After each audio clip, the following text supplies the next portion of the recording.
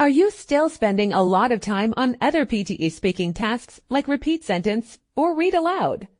Are you still using old templates you found online? Hold on, please watch this video first. Today, I'll show you what's new in PTE Describe Image in 2025, why it matters more than before, and how to use a safe, universal template with real practice to hit your target score. Let's go! In the Describe Image task, you'll be shown a visual. This could be a bar chart, line graph, pie chart, table, flow chart, map, or even a photo. And then you have 40 seconds to describe it. The goal here is simple.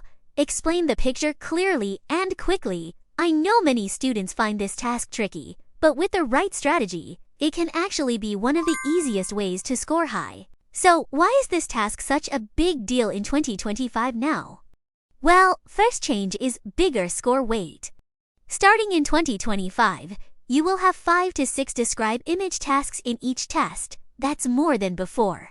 And each one now counts for up to 16 points. The content score has gone up from 5 to 6 points, while fluency and pronunciation are still worth 5 points each. And the important is, according to our analysis, Describe Image now gives you about 32% of your total speaking score, which means about 25 points added to your overall speaking score. That's more than any other speaking task right now. And second change is human review involved.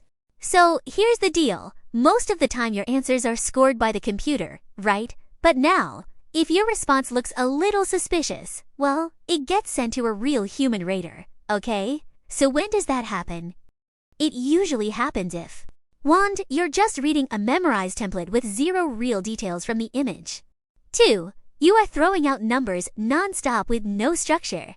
3. You're going completely off topic. Or, your voice just sounds robotic and flat. To sum up, the most important is, if you're just reciting a template, your score is going to drop now.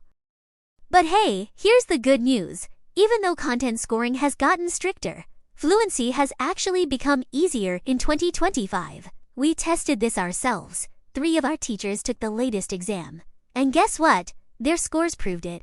You can check the full breakdown on our blog. Alright, so let's talk about the 3x3 method. Don't worry, it's not complicated at all. Think of it as a little formula you can use in every Describe Image question. The 3x3 has 2 layers. First, there are 3 parts in your answer: the intro, the body, and the conclusion. Then, inside the body, there are 3 steps. Talk about the highest, the lowest, and one clear trend or exception. Super easy, right? Let's break it down. Alright, now that you know the method, let's actually practice with a real exam-style question. And today, we'll start with a bar chart. But before we jump in, let me quickly introduce EasyPTE. The practice questions we're using here all come from EasyPTE. Every week, we update with the latest prediction questions and past exam items, and all of them include teacher-written explanations and sample answers. You can practice anytime on our website or on the EasyPTE app for Android and iOS. And yes, it's completely free. Okay, let's get back to our question. And for this bar chart, we'll be using the 3-3 method to build our answer. Okay, first, remember the intro is super short, around 5 seconds. And the basic rule is, the image shows the type of image, about the title of picture. That's it. Don't make it complicated. So, for this chart, the simple answer would be, the image shows a bar chart about the mean salary of first-degree graduates by gender.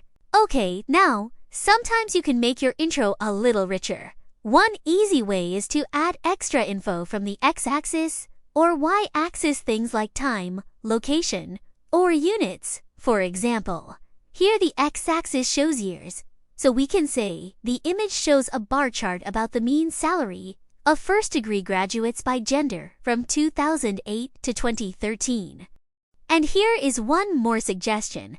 If you want to boost your content score, It's always good to add a phrase like overall, it highlights, or a overall, it shows, in the intro. Why? Because it proves you can see the big picture trend. Plus, you can reuse that same trend later in your body or conclusion. So, for this chart, a strong intro would be: the image shows a bar chart about the mean salary of first-degree graduates by gender. From 2008 to 2013, overall, men consistently earned more than women. Important note: you don't have to say overall or mention the trend in the intro. You can always put it in the body. But honestly, I recommend saying it right away. It makes your intro stronger and gives you an extra edge in content scoring. Now, here is the main part, body, and there are 3 steps inside the part. Please remember: the highest point, the lowest point, and one more feature, a trend, a contrast, or an exception. So for this question, let's try it. We can say, firstly, the highest figure appears in 2012 to 2013 for men, slightly above 21,000. Secondly, the lowest level is for women in the earlier years, staying close to 19,000. In addition, both groups rose a little in the final year, and the gender gap seems to widen slightly. See, that's just 3 clear points. You don't need to read year by year. I also have a tips for you. 1 sentence equals 1 number. Don't overload your answer with digits. And just use relative words like higher, lower, about, around, slightly, because they're safer and they sound more natural. And finally, we end with the conclusion. This should take around 5 seconds. First, here are some easy ways to start your conclusion. To sum up, in conclusion, overall. These are simple summarizing phrases that show the examiner you are wrapping up properly. And you can also use words like trends, patterns, changes, gaps to make your conclusions sound stronger. So now, what do you put in the conclusion? Just point out one clear overall feature. For example, maybe the gap is getting wider, or the trend is going down, or just your opinions. So, for this question, we can say, to sum up, the charm highlights a persistent gender gap with a mild upward trend towards 2013. Super clean, right? That's all you need.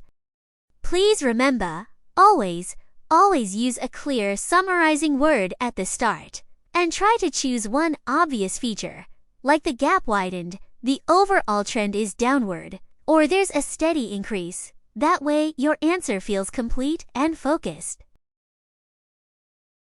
And then, I want to give you 2 very important tips. 1. Avoid difficult words or sentences you don't usually use. This is a speaking task, not a writing test. Remember, fluency and pronunciation together make up over 65% of your score. So simple, clear English is always better than advanced, but clumsy grammar. And 2, if you forget a point, don't freeze. Just skip it, replace it with something else, and keep going. A hesitation or long pause will hurt your fluency score way more than missing one detail. That's very important. So that's how we apply the 3x3 template method in real time. Intro, body, conclusion, and highest, lowest. Add in the trend clearly and simple. Alright, now it's your turn. Pause this video, try saying the answer out loud. And then head over to EasyPTE to practice more Describe image prediction and past exam questions, and check detailed teacher-written explanations.